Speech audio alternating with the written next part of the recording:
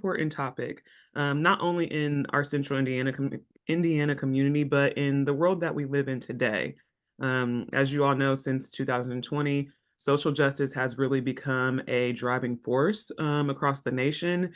And today, we're very excited to have two incredible human service professionals and community leaders in Iris O'Donnell Bellisario of Lead for America and Josh Riddick of Live Free USA, here to explore how we can, spark that change right from the seat that we sit in. So I really want to invite you all to tap into our collective power to help challenge the status quo and create, equitable opportunities for the communities that we all so generously serve. So, with such a wealth of experience in the room, we are sure to, walk away with some actionable insights and strategies for the work that we all do in this community. So, I want to dive on in. Iris, if you want to kick us off, just starting with like just a brief background of the work that you're doing, your organization, and then diving into the content today. Yeah, hi everyone. I'm so excited to be here and hopefully I can share a little bit about what we do. So I work with an organization called Lead for America, and I work under one of our programs called the American Connection Corps, which is an AmeriCorps program focused on three different focus areas: health and social capital, agriculture and natural resources, and community and economic development. What we do is we place AmeriCorps members across the country. Right now we're in around 30 states. And we help organizations kind of evolve depending on where they're at. Our main campaign is bridging the digital divide. And so I'm going to give you a little overview over what that means and kind of a technical background in terms of how that impacts Indiana. I myself am based out of West Lafayette, Indiana, and grew up in Indianapolis, Indiana. So I'm definitely passionate about how the digital divide is impacting us here locally, and then also do a lot of work on a national level in this space. So digital equity is broken down into three different components: the issue, the work, and the goal. So to start, we'll discuss the issue, which is the digital divide. This is a gap between people who have access to modern information and communication technology and those who don't. So the work to tackle the digital divide is oftentimes referred to as digital inclusion. So these are the activities that are completed to ensure that all individuals in the US have access to and the use of affordable information and communication technologies. And when we're using the word information and communication technologies, we're talking about internet, devices, knowing how to use it, how to be online safely, social media, things like that. So the goal through all of this is to achieve what we call digital equity. And that is the condition in which individuals and communities would have the information technology capacity that's needed to fully participate in the society and economy. If you go to the next slide, we break this down into four different components. We often think of digital equity as having four legs of a chair. And if any of the legs are there, you can't sit on it. It's a three-legged stool that's broken. And so it's really critical that it's approached in this manner where we're trying to achieve all four things. Just by giving someone access to having internet does not mean they can afford it. So availability is really looking at, do they have access to internet? Or do they have the actual infrastructure available to them, versus can they afford it? And do they have devices to use it? And do they have a phone that they can use it? And do they know how to use that device? And that is our access component. The other kind of consideration there is there transportation? So even if they don't have it at their home, can they locate a public Wi-Fi location like a library? Does the library even have that in their community? And then we move down to this last our second half of the page. So adoption. Do people care about using broadband? Do they have the technological skills and digital literacy and consumer safety to avoid scams?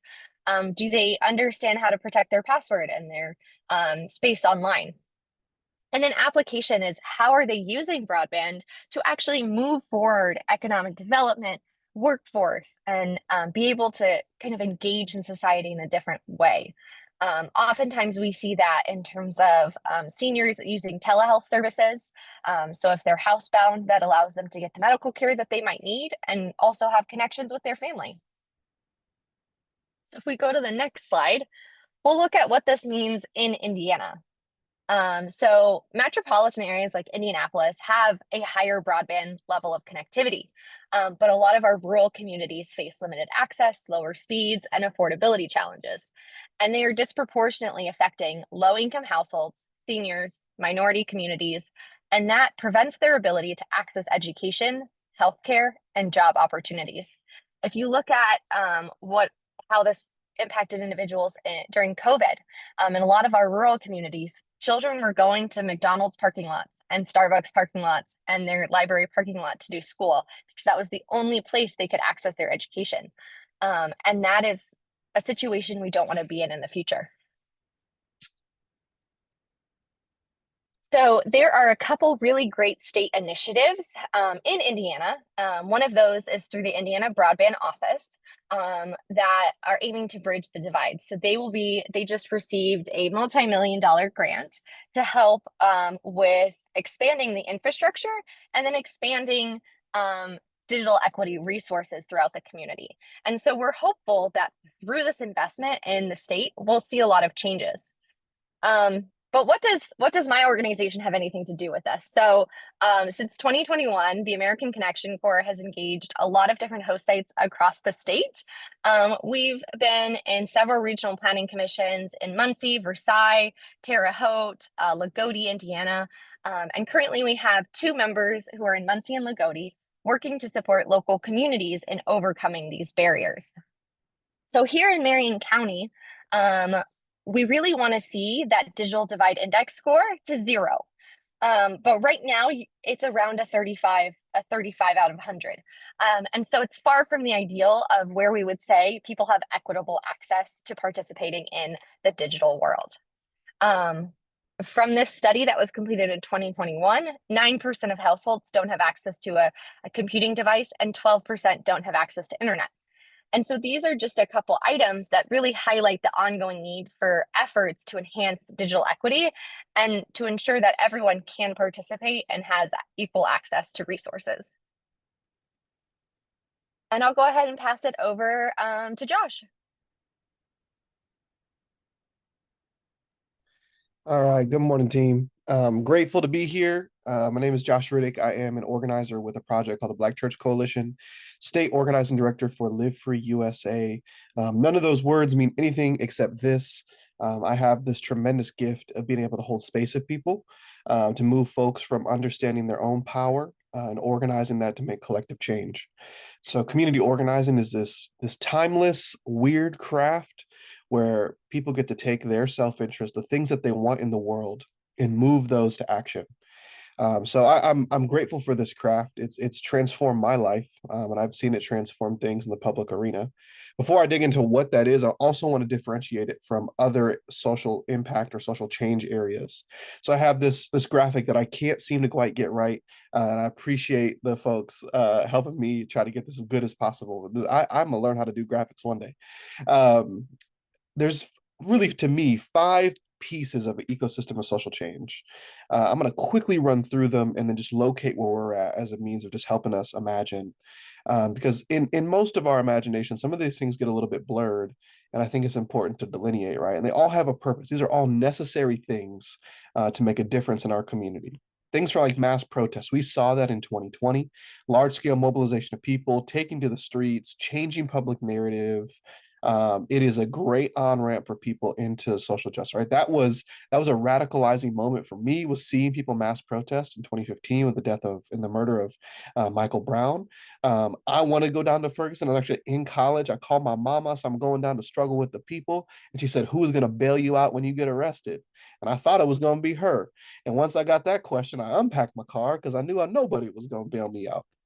But I watched and I wanted to participate, and it pushed me to change how I even thought about the world. That's the beauty of mass protest. I'm going to move clockwise here. You have direct service, which is service-based organizations providing specific needs, mentoring, food access. Direct service organizations are crucial. In Central Indiana, we have an abundance of these because the scale of need is significant. let me move us to alternatives, which is systems that exist outside of the state, outside of the nonprofit industrial complex. One of the ones that come to mind for me, if you're in central Indiana, is like mutual aid over everything. They're a mutual aid org, but they intentionally exist apart from the state and the nonprofit apparatus. And then you get to what we do, structure-based organizing, which is leveraging people power and vote power to demand change in systems. We press really hard on what this next one is, the inside game. Politicians, funders, lobbyists. To some degree, the nonprofit industrial complex fits in this place too. I share this because for all of us, we exist somewhere in this wheel with our professional lives and our public lives. We support some of this with our personal lives. It's really critical to me as I go forward in this conversation that I properly locate not only where I sit, but invite you to consider where you sit too. I know folks who run for office who come out of a mass protest movement, get into office, and their job is now to be on the inside. There's harsh limitations to being inside of a machine.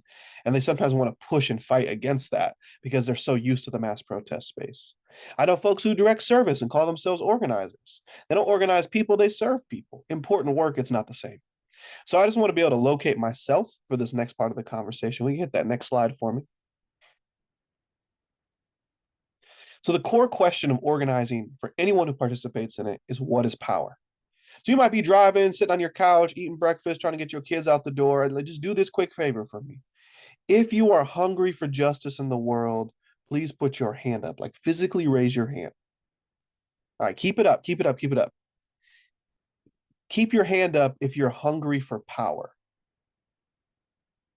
Okay, I only see a few hands on my screen, but I saw many of them go down. And if you're at home, you went down. I want you to take note of what you felt in your body and what you thought about in your mind when you heard that question. I ask this question every time I do an organizing training, and I organize church folks, right? So they throwing two hands in the air, amen, shall we? I want power, or I want justice, but I don't want power. I say, why? What is that about? Well, power are people who wear baggy suits and try to deport my neighbors. Power is the business owner that calls the cops on the unhoused community. People who are hungry for power are folks who are trying to gobble up land around me and buy houses from my low income or fixed income neighbors. I don't want to be like those folks. And I understand that because for most of us, we have been shaped to observe people who are hungry for power are people who are misusing it and abusing us. Sometimes that's a pastor, sometimes it's a teacher, sometimes that's a police officer.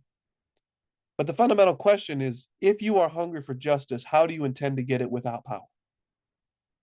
And organizing is this agitation of constantly demanding, are you sure you want this in the world? Because if you do, you have to have power.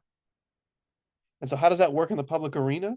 We organize people along collective self-interest, and then we go make clear demands in the public arena. I'll give you, our first campaign was in 2022. We had talked to hundreds of people at I would say the middle point of the apex of the coronavirus. Throughout 2021, folks who were formerly incarcerated were coming home. People were stuck in the house, losing jobs. Mental health crises were going through the roof. And people were scared to call the police because they were afraid of what would happen. And so we had hundreds of conversations with Black and brown folks in Marion County. And the overwhelming story we heard was, I want help for my loved one, but I'm scared to call the police. So we said, okay, what would it look like if we had a non-police response? And so our team got together and said, do we want to go fight for this thing? And our first meeting, 50 people said, yes, I want to go fight for power. We did a campaign together where we continued to develop leaders, align self-interest, that ultimately led to a confrontation with the mayor, where we brought him in the room with around 200 people and made a very clear demand that you're going to fund crisis response in Indianapolis. And he said yes, because we built a people power in the room to demand it. And that's led to the first in the state, the first ever clinician-led crisis response program that could be sent by a dispatch. And that's still growing, still being funded, it's still happening. And I know just in this last quarter diverted at least 30 suicide calls.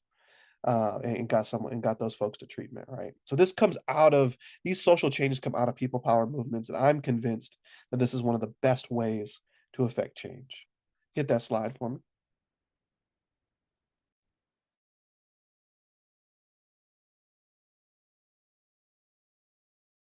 Ooh, I was sitting outside, y'all. It was a mistake. I'm not built for that.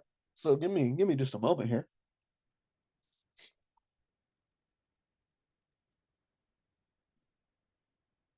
All right, we're back.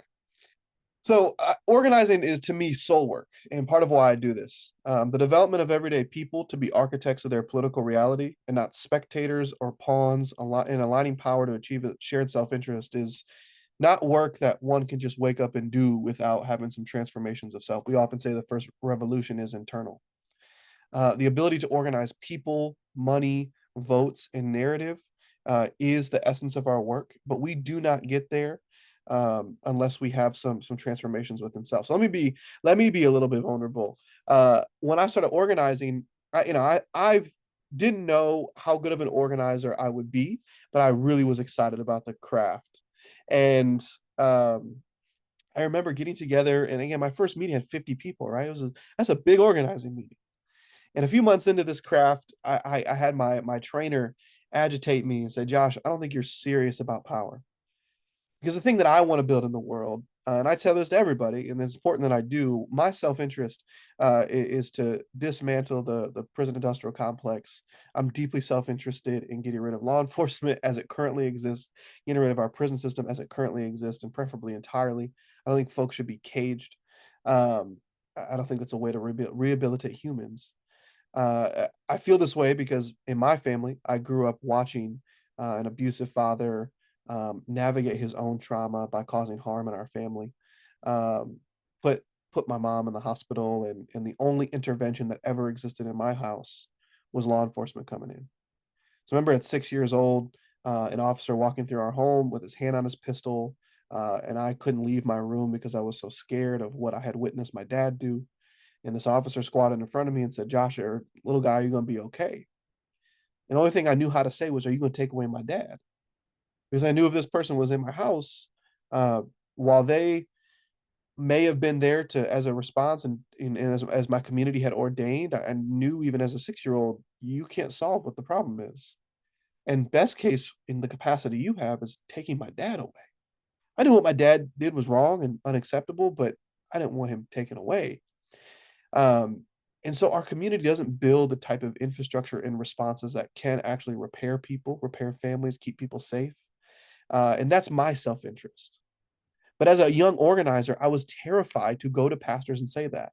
I had this imagination that these clergy, and many of which use law enforcement for their security and services, go to faith and blue breakfasts, and show up at parades with the cops. I figured if I said that, they would think I was crazy and kick me out of their church. And so I walked in and I would say, look, I know how to get young people in your church. A lot of folks have been dying from the pandemic. Let's replace those people. And they could tell from the jump I was selling them something. And for many of us in nonprofit spaces, particularly social justice spaces, we show up trying to sell a vision, sell a value, sell a campaign, but it's not rooted in our own political stakes.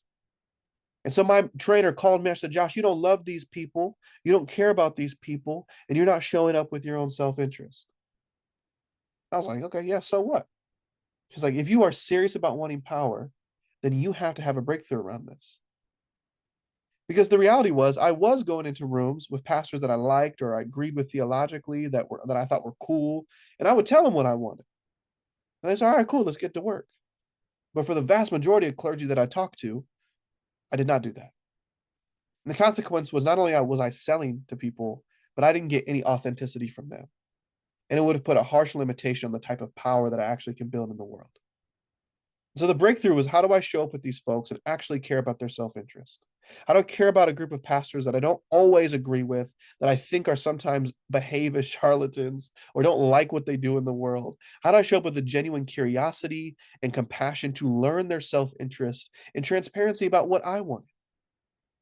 As I got into that practice and pushed myself to do it, what I learned is this profound alignment that we actually had, that we did share in some self-interest, that the misery that they went through in their families, the challenges they went through as clergy, were intrinsically bound into the very things that I wanted to change in the world. And this curiosity and openness and drive to actually learn their self-interest I didn't have before transformed me to be able to sit with folks in a brand new way. And so now we have this largest organized base of Black folks in the state of Indiana. I think largest organized base of folks in Indiana that's not a labor union.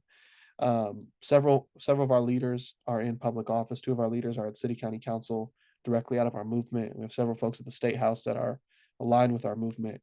None of that can ever come to pass if me and the leaders that we organize with don't have these type of breakthroughs. And so once we have that internal transformation, be able to go organize people and actually care what they want in the world, to share in a self-interest and organize and align money. We're a self-funded movement. And then organize the votes to go make the change while organizing the narrative. It manifests in actual policy, actual investment, actual transformation in elections of people. So I think this is the most profound, beautiful, heartbreaking craft in the world. But I also am very clear that in the landscape of nonprofit industrial complex, organizing has to be strong, because for many of us, we exist in nonprofit spaces where we're trying to meet a specific community need. And I watch this. I used to be in philanthropy. I used to be in DEI. I see this play out in every other industry. We're often dictating to the community or identifying a small class of managerial marginalized people, usually folks of color, who can quote unquote represent the community to dictate our strategic plan, our metrics of success, our grant outcomes. And we drive to meet this need, but the voice of the community doesn't drive what we do. And in organizing, I have to be accountable to the base of people I organize, which means I have to constantly be in relationship with the folks that I organize. And the ignition of social change demands this. I think of every nonprofit, not just in organizing. I've gotten a particular experience in observation because of it, but it's not exclusively because of it. So I'm pretty sure I'm at time. I'm going to stop talking before I just keep rambling. But I appreciate holding space this morning. Absolutely, Josh, and we appreciate your perspective. And same to you, Iris. I want us to, okay, so we're going to come together now. I want to give us some time to, highlight the solution-oriented perspective of things, but I want to allow some space for both of you to discuss the work you're doing at your organization for a minute. So, Iris, I'll start with you. Specifically, what role do you see advocacy playing in the work of Lead for America? Because I know that they focus on like empowering young leaders. So how can nonprofits, leverage advocacy to drive systemic change in their communities? Yeah, so I'll kind of just start with our main kind of motto is connecting people and places to possibilities. So we strongly believe that where we live increasingly determines which people, places, and possibilities we can access, which is leading to a rise in cultural divides, social and economic inequities, and community insularity.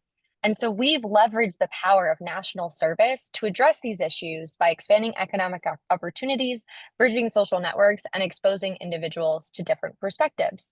So we try to connect people who might not otherwise meet, whether they would live in a different neighborhood or in a different region of the country. And a lot of times we see that our members are getting the opportunity to travel out of their state for the first time. It's their first opportunity to have an internship or a position. And we really believe that that in itself is kind of changing the face of a lot of these communities. It's Mhm. bringing capacity, it's bringing education, it's bringing opportunities to these communities where they may not have funding. So we invest $2 for every dollar that's invested in these members, and then also provide them with professional development. So I think, specifically when we're talking about advocacy, I think our presence in bringing awareness to the disparities of digital equity in itself is a form of advocacy. Since we're in a federal AmeriCorps program, we're not participating in the traditional sense of advocacy because it's against our funders' rules. But what we do is a lot of education around these issues and connecting people to resources and making connections in that community. So we share the issues, gaps, and needs, and how our members are addressing those needs through social media, our events, other items. We also connect our members together so they have a national network of other people doing the same style of work and can build off of each other. They can support each other. So a lot of them end up getting connected for a lifelong friendship and having that Yeah. support system. On On the other side of our organization, we do have several staff who specifically work on advocacy from a congressional or state perspective. And so we strongly believe that nonprofits can leverage advocacy to drive systemic change from a few different components: research, outreach and communication, and relationship building. Um, so understanding the interests and priorities of your congressional delegation and your local leaders, and then targeting those outreach and communication to those individuals. Mm, Work on creating a compelling message, develop your narrative, and really understand what is the story you're telling and why does that person care about it, or why should they care about it. And a lot of times, with having members in these communities, we're able to connect those stories directly to the community of the congressional or state delegate that we're speaking with. And so bringing it to their home and showing how it's impacting them and their community can really make a big difference. mm, Another thing that we've really tried to do is create opportunities for these leaders to engage with our AmeriCorps members. They're not allowed to directly advocate with them, but they can have conversations. They can share their stories and experiences and interactions they've had in their communities. And the big thing is they can provide education. So they can educate those legislators on how the program aligns with different legislation. They can organize different levels of campaigns in their community and mm. connect individuals to really to resources there. Nice. And I think that's I'm happy that you highlighted all of those because similar to what Josh was saying, it takes, being somewhat in a position of power to make a change. And if we're empowering those who can and giving them access, equitable access, that, only puts us in better position for the future. So thank you for sharing. And thank you for the depth and substance of your response. Josh, I want to transition to you for a bit here. At Live for USA, what strategies do you all in your organization like employ to effectively engage with communities that are impacted by systemic injustices? And I know that's pretty lofty, but if you can hone in on like just a few or any specific ones that stand out, we'd love to hear about that. Yeah, absolutely, absolutely. We often say in organizing, powers in the relationship, and so many nonprofits try to more efficiently arrive at relationship through things like surveys and mailers, and like we do a lot of face to face, one-on-one conversation, and that's the expectation, right? So we know the stories and the consequence and the political stakes of people in our movement because we've talked to them. Mhm. Folks are not just a number in the room, they're not just a data point, but we have to have conversation. I'd say that's the number one tactic we deploy is Mhm. actually being in a relationship. We recently started a new organizing base of justice impacted folks. Folks have been formerly incarcerated and have, so at this point, like some already pretty clear policy demands that we'll work towards because the experiences of people point to them. We didn't have to go get a research study done. We don't have to go, and we're gonna go do some research work together, but Mhm. we don't have to have the academy tell us the ways we've been harmed. We don't have to tell philanthropy and nonprofits to tell us the best way to uh, model or articulate our harm. Folks who have that experience can narrate that, and then together, how do we build a political imagination? None of that happens if we're not in a relationship first, and that's the foundational step. Absolutely. That's a pretty common theme I've seen across whether we're talking about social justice, transportation, homelessness. I feel like relationship building is a pretty common theme, especially when we're talking about nonprofits. So that I want to transition now into like our solution conversation. Let's be solution oriented here. And again, we know social justice is such a large issue that we see, like I said, not only in our community, but around the world.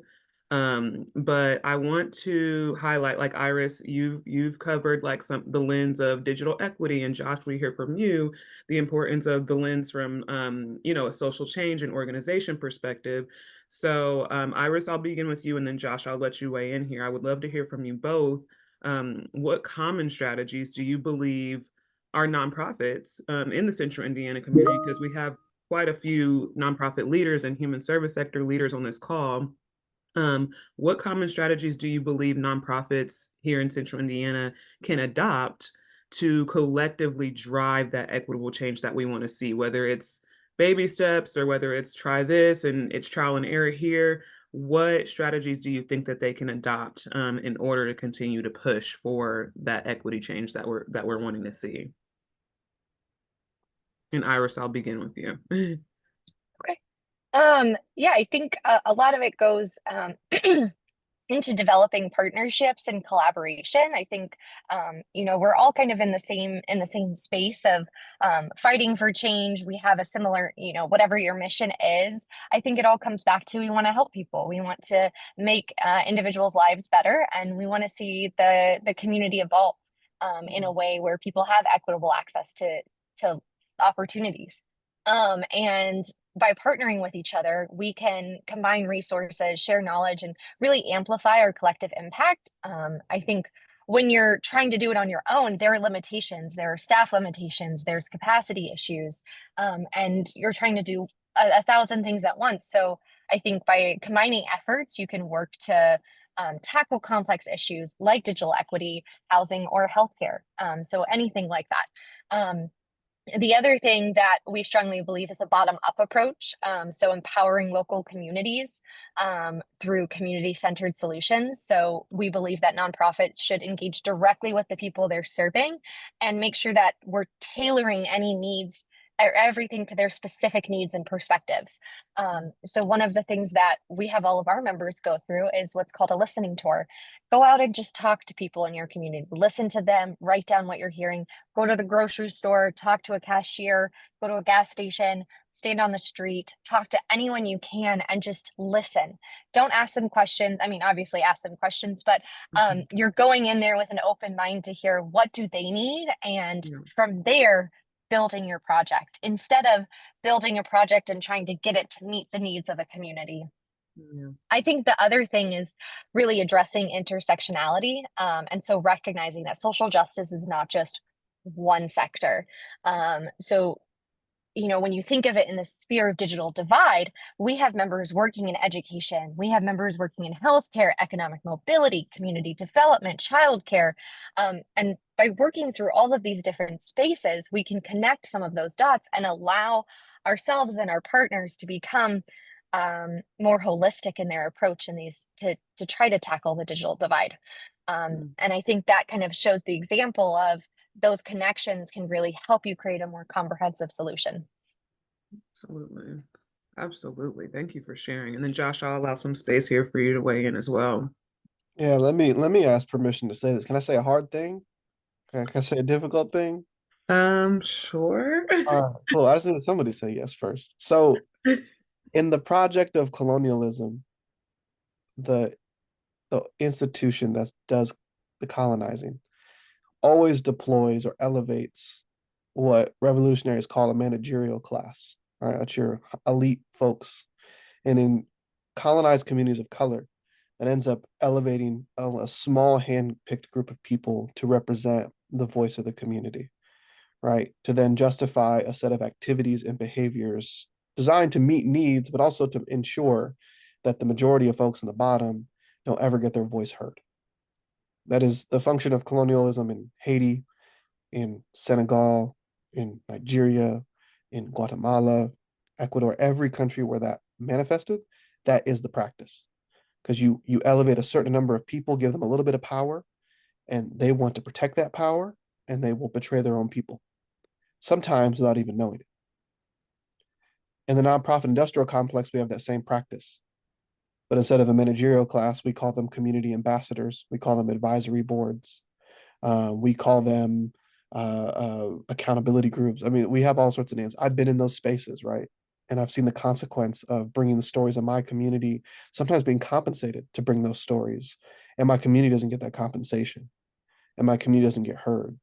And the organization uses it, leverage it, even sometimes in the best intentions, to fast track, oh, this is the problem, to reinforce an existing grant objective, to affirm a designed or desired outcome in our grant proposal. Um, Nonprofits perpetuate this incessantly. And again, I don't think it's with the same intentions, but the outcomes end up being the same, is that the majority of folks on the bottom don't feel heard, are not heard, and the material needs and conditions that are creating misery in their world are not being met. But we are hitting our grant reports, and we do have the right number of folks of color we've engaged. And we have hit our community conversation metrics because we've deployed them to go do it. Yeah. So I think the breakthrough here, and to actually answer the question, is within our institutions, do we have the muscle memory to go engage community to scale, right? I'll give you a concrete example. There's a community center up the street from my house, which gets millions of dollars every year. I won't name them, but they get millions of dollars every year, and they do not talk to neighbors in this community. They run programs, initiatives, and the best they do is send surveys to lower class, working class people. They don't actually go talk to folks. They have 20 staff people. They do not have the institutional muscle memory to know what it means to be in conversation unless someone approaches them with a need. And then they go to funders and they go to the city and they say, look, we have served X amount of people, but the programs and services have not been dictated by the people. And so you create this perpetual cycle where money that should flow into our community to uplift people is going to fund staffers to do a work that no one asked them to do, or 6 people on a survey or advisory board said they should do, or a community ambassador said they should do. None of which of those people are probably in regular conversation with the community itself. Mm-hmm. And so when I get into organizing spaces and somebody walks in and says, we need to go fight for education. I had the situation happen a couple days ago with our justice impacted folks. Somebody said, we need to go fight these insurance companies that raise the insurance rates on renting out to formerly incarcerated people. Just kept pushing on that, pushing on that. I said, brother, who did you come in here with? Just by myself. Okay. Are you going to go lead the charge on that? No, I am not. Well, there's no people power behind it. It's a great idea, and we should definitely look into it. But like the people said they want to do this. And maybe it's not the most strategic thing that they want to do, but that's what they want to do. Yeah. And we often don't honor that within our mechanisms, our machines, our institutions. So yeah. Thank you for sharing. Very powerful. Love the difficult, difficult topic. But I think we have time for about one more question before we open it up for Q&A. And if you do have any questions, please don't feel free like you have to wait. Drop them in the chat, come off mute, use the Q&A function. But I want to get one more question in. Um, from both Iris and Josh, through the different perspectives and lenses that you guys are approaching this topic. Can you just give us a little bit of insight into what trends or shifts should professionals be aware of moving forward? What do you see happening right now? What role do nonprofit organizations have in evolving in the current social justice landscape? So if you could just bring us into that, and then we'll open up for Q&A. Josh, I'll start with you, and then Iris will finish out with you. I mean, I'm arrested. I'm reading The Message by Ta-Nehisi Coates, and so I'm like, that dude, yeah, read his writing. That man hems me up every time he puts pen to paper. But he has this line where he talks about in 2020, white supremacy realized that it could not win a fight in the streets around policing. The both the optics of tear gassing kids and moms like we did in Indianapolis while they prayed and cleaned up downtown. The optics of beating people over the head, like in Buffalo, where the old man had his head cracked by standing in the street while officers marched and pushed him over. You don't win on those optics. But Coates has this beautiful line where he says, they figured out they could win by putting pen to paper and writing legislation. And so that's where the book bans came out, right? Because the book sales of Black authors skyrocketed in 2020. So it's no surprise that in 2020 and 2021, there was book bans and library bans, even in central Indiana and in Hamilton County, there's efforts to ban books, right? So the expression to the backlash, or the expression of backlash by white supremacy manifests through policy. And we often get distracted by other things. Other deployments of right-wing racist kind of narratives, tropes, fights, but it is always through policy, right? And so the trend that I see now is, one, as we show up in public and demand certain things, and there's certain social issues we're fighting. And Indiana is like a great example, right? You have people in the streets protesting over how our country funds wars and funds weapons in other places. And so the Indiana State House immediately passes some legislation around what is considered hate speech. And any protest fits into that bucket. We're going to continue to see that, particularly depending on how the election goes. I don't necessarily know if it matters either way. I think we're going to see this. You're going to see some severe legislative backlash to Black leadership, to DEI. I am so fearful for Black women in senior level, mid level managing positions of both nonprofits and corporations, because you're going to see some legislation. You're already seeing it now of attempts to dismantle efforts to particularly elevate Black folks, Black women, and legislation to fight that. We're going to see more of that because, again, you can't win that in the streets, can't win that with the people, but the place where they do have power is in legislatures, is in law, is in the courts. And so, do we have a tactic to be able to engage people around that, to have a dialogue around that, to activate around that? If we don't, we're going to continue to watch our policies we make in-house mean nothing because the state continues to tighten what we can get access to and tighten what we can do. Or we can kind of push back on that. And I think there's a lot of tactics that one can deploy to do it. But we absolutely will see that in the next 6 to 9 months. Sure. Thank you for sharing. And then Iris, if you want to weigh in just on any trends or shifts that professionals should be aware of moving forward, and what role you see nonprofit organizations have in evolving the current social justice landscape. Yeah, I think, kind of going back to my previous answer, but I think one of the most significant shifts is moving from the top-down models to more inclusive bottom-up strategies that prioritize local engagement. Just kind of like what Josh was saying, really listening to the community and understanding what their specific needs are, making sure that solutions are tailored to those specific needs. Um, I also think, a lot of our issues are becoming to this deeper level of intersectionality where nonprofit focused on one thing cannot solve an issue without support from others. And so really going back to the concept of collaboration and looking up to not only address one portion of it, but all four, legs of the chair of the issues, going back to the concept of digital equity. Um, I think the other thing is that there's a growing demand for nonprofits to not only provide those services, but to also serve in that advocacy role where you're asking for policy changes, you're showing up, you're writing letters to your legislators, you're, being a consultant on legislative changes, and that's a really hard role to manage in that space, especially as a 501(c)(3).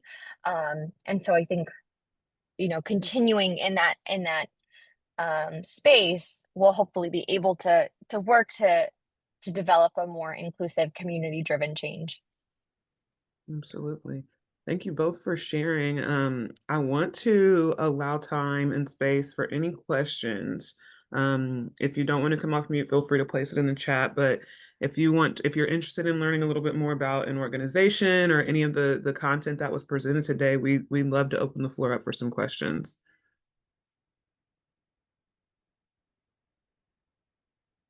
Oh, and it looks like we have one in the chat here. I don't want to mispronounce the first name, so I'll just say last name Kennedy. What can a new nonprofit leader do to change this pervasive cycle of inequity within their organization, especially when funders dictate metrics and outcomes that don't match the needs of the community? That's a great question. So I'll open the floor. Iris or Josh, if you want to weigh in on that. Iris, I'll begin with you, and then Josh, if you want to weigh in as well, we'll round out with you. That is a heavy question. It is. It's a really good one, but it's oof, wow. Yeah. I think one thing that our organization has found is moving away from strict grant metrics and looking towards more independent philanthropic funders who care more about the stories and less about the specific metrics.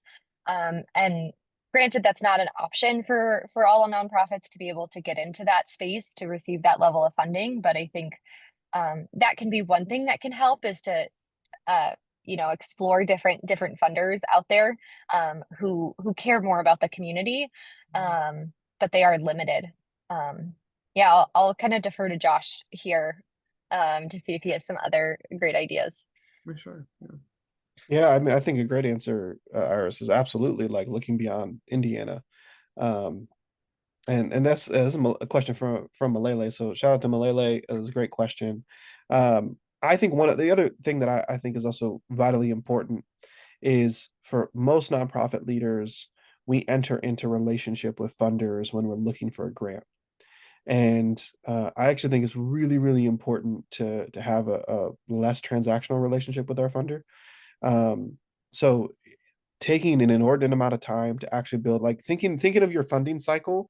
I know we have our fiscal year, but think of your funding cycle in 2 or 3 year spurts. Like in 2 years, I'm gonna need to raise X amount of money, and this funder right now is simply not viable. But what can I do in the next year to build a relationship to make this funding option feel applicable, appeasing? Foundations, despite their best effort to have strategic plans and appease their large scale donors, generally have a lot more flexibility than they market.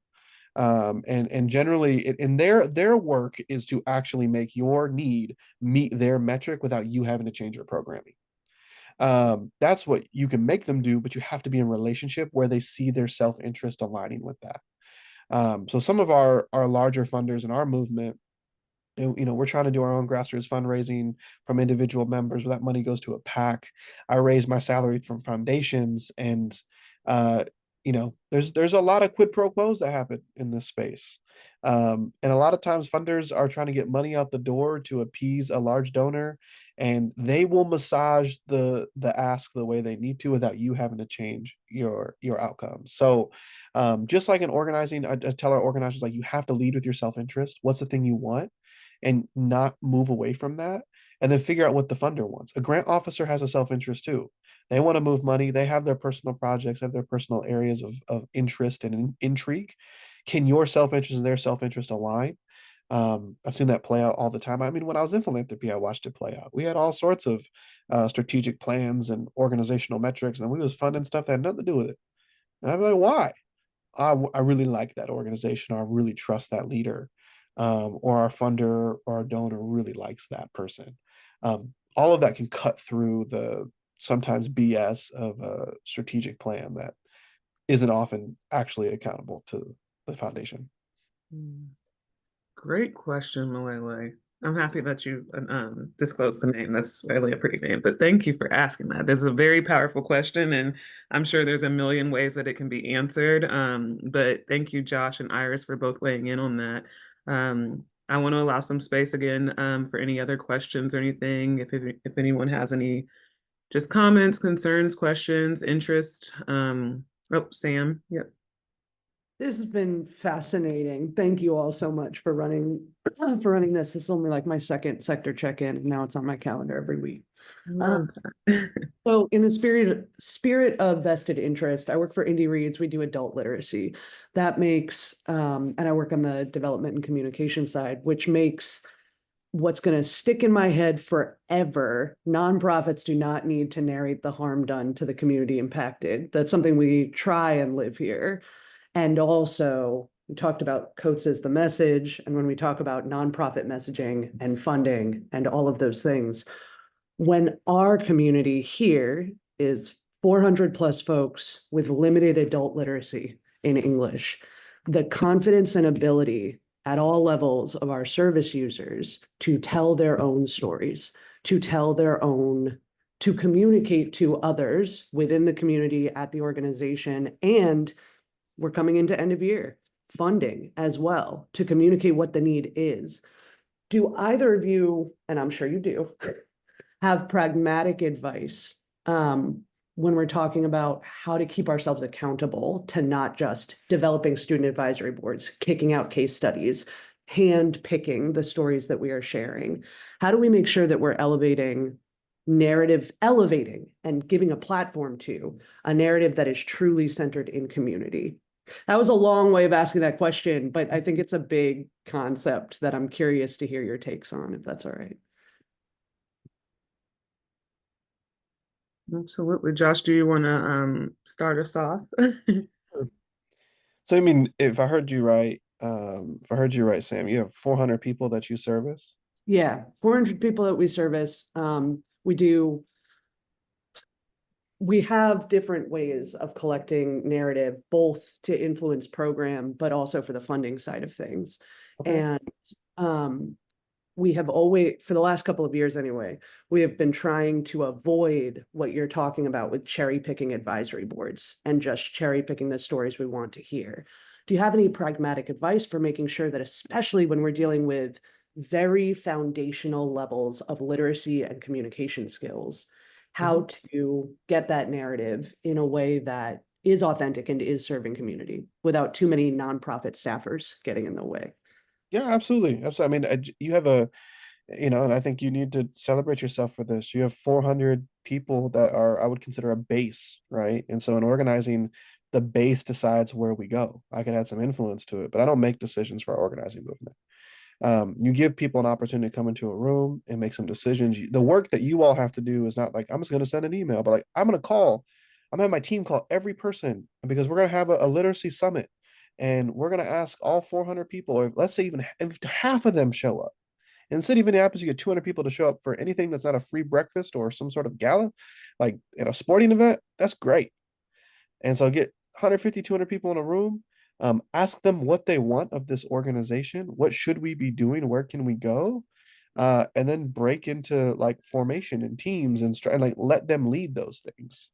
The muscle to cherry pick folks is often out of like trying to expedite a process or to elevate certain people that we've already identified as like more qualified than others. And the muscle in organizing for us is like we don't get to take away people's agency in that process. And also people move with the development of the relationship in their own formation.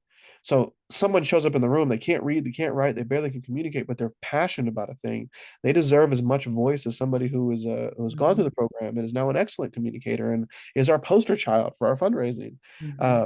We got to get rid of stuff like that. And actually make space for the collective to start designing and deciding what happens. Because you may come out of this and realize like 150 people show up and all of them want a certain program that y'all are really fond of to go away because they would rather get together and do XYZ. Well, now the entire grant structure that funded that program we all really liked as a staff might need to be called into question. So I would start there. Iris, feel free. Yeah, I think, our organization is a little different in the sense of we're telling our members' stories and not their community stories. And I think one of the things we do is we open it up to anyone to share. We do like social media takeovers. And because we're a national organization and basically we just ask for volunteers who wants to share their story. We find sometimes that some of our members who might have the most powerful stories, they don't want to. And so we really leave it up to the end user to share if they would like. And then the other thing we do kind of as an educational unit of sorts, we do a lot of alumni engagement, and the feedback we receive from our alumni who've gone through our program helps determine what we do moving forward in terms of the education we're providing to them, the different types of feedback that we're collecting, the different ways that we get those stories. And that's, I think we do a LinkedIn page, we have a Facebook page, we have a Slack group for them, we have different weekly calls. So we have so many different forms that they can interact and engage in. Our goal is to make sure that, whatever form that they would like to communicate in, they have that option. Because for some people, spoken storytelling is harder than written storytelling or vice versa. And so having that opportunity to share things in different formats, I think can make it a lot more likely to get a diverse and really honest perspective. Absolutely. Thank you, Sam, for the question. And we are just around time. So I don't want to hold anyone over. I know it's a Friday morning and we all want to close our week out strong. If you do have any other questions, please feel free to drop them or stay on. We can stay on for a few more minutes after, but I want to thank you all for being here today. And thank you, Josh and Iris, for such a, powerful conversation and just some of your insights and strategies that we can leave this call with to try and, do our part in this charge. So we appreciate your time. We appreciate your insights. I welcome you all to come back to our next call. It's a pretty quick turnaround this time. On November 8th, Friday morning, bright and early again, we'll be talking about sheltering the future and exploring innovative solutions in housing. So yet another relevant topic, and we hope to see you all on. And I want to thank you guys again and hope you have a great weekend. Have a good one.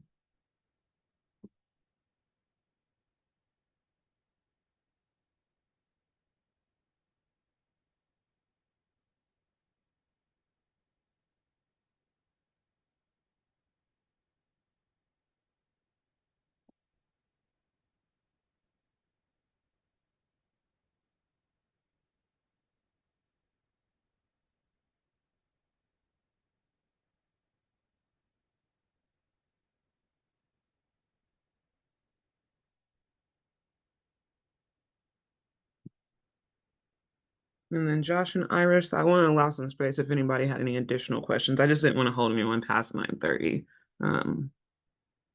if that's okay.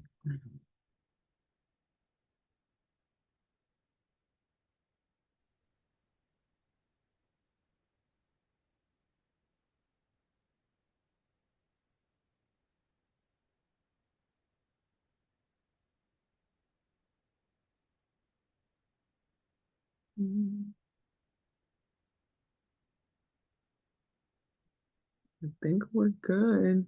Thank you guys both again. It was a pleasure having you and a pleasure meeting you both. I'm gonna send you guys a request on LinkedIn. Thank you for having me. I really appreciated it. And thank you for organizing these conversations. I think it's a wonderful resource for the community. Yeah, absolutely. That's the goal here. And if you have the invite, I think it has the remaining calendar invitations for the year. So feel free to forward it to anybody at your organization and your network. We regenerate the 2025 invitation and you pull from the same list. So I really hope to see you guys back. Thank you. Have a great rest of your day. You too. Always, always glad to be back here if you ever make the invite. So appreciate you. Yeah, absolutely. It's there. Have a great one. All right, see y'all.